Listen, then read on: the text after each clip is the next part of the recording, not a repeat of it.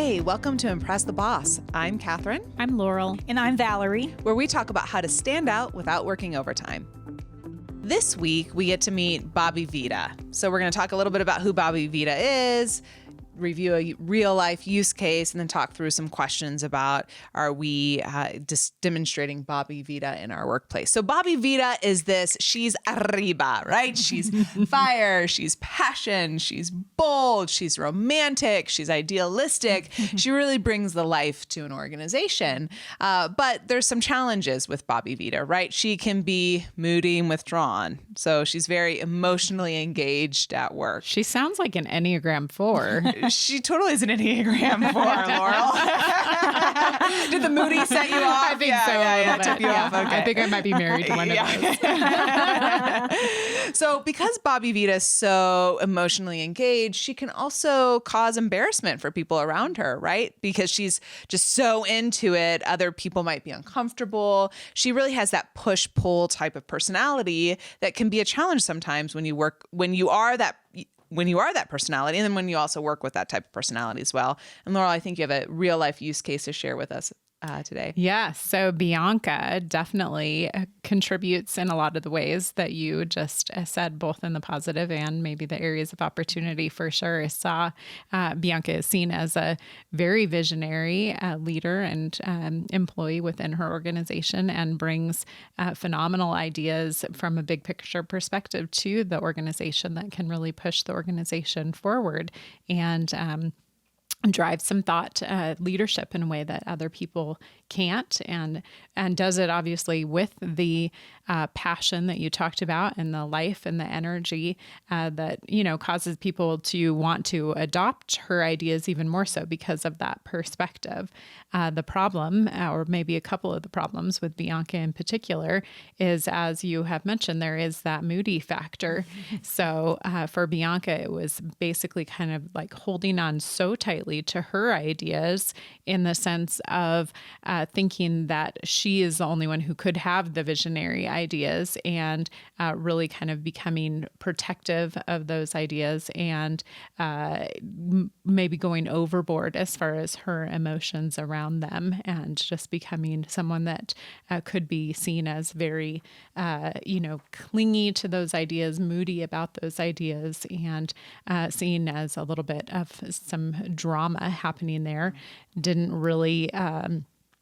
You didn't really know what you were going to get with Bianca. One day you might get, the passion and the loving energy and the, just joyful person. And then sometimes you would get kind of the other side of it, of this, moody, withdrawn, person that you kind of felt like you had to walk on eggshells around. So it always makes, causes a certain level of anxiety for people dealing with a Bobbie-Vida personality, because when you wake up in the morning and you're trying to prepare for your day, it's not predictable. There's a lot of uncertainty in how emotionally this type of personality might respond. Absolutely. Sure. Yeah, for sure. So fortunately for Bianca, she was able to do some work on this and was able to bring some things around. She, in our stand-up tips that we're going to share this week, we'll see some of the things that she actually utilized to turn things around for herself. But one of the big ones was she had just an aha and an awareness came to her that she was able to get her ideas through when she was in the place of being energized and joyful and positively passionate and visionary, rather than when she was more in a moody or negative, mental space. So just having that awareness of, okay, I'm going to be able to be more influential when, I'm coming at things and leaning into my joyful side, and, kind of maybe downplaying as much as possible the moody factor. Right. Yeah. So listening, what are the signs of becoming a Bobbie-Vida? I'm sure that there's some signs, and here's some questions that you can ask yourself to see if you are becoming a Bobbie-Vida. How do you express your feelings when you're not full of life, or you're not the life of the party at work? And especially when pessimism sets in, how are you able to express your emotions? Also, do you struggle with not being flashy when you're not flashy? And how do you handle the struggle of sometimes work not being an ideal? And do you often get told that you talk too much and do not hear other people's verbal cues? And do you struggle with sometimes at work with the fact that you have unrealistic expectations?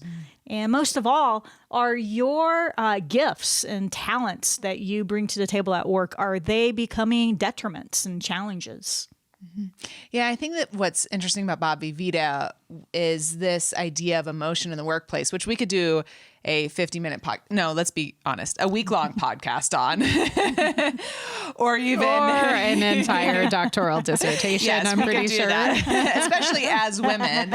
I mean, this is a very sensitive subject for women, and even men don't express emotion in the workplace, or they express it in different ways, maybe more aggressive ways. So this is a very good concept for us to all consider, and in the process of understanding how we're like a Bobbie-Vida and where can we have the opportunity to grow. So this week, share your thoughts and your experiences on social with us using the hashtag #ImpressTheBoss. We really look forward to hearing your story and how have you encountered these situations at work and what have you done to help mitigate some of these obstacles and grow as a person.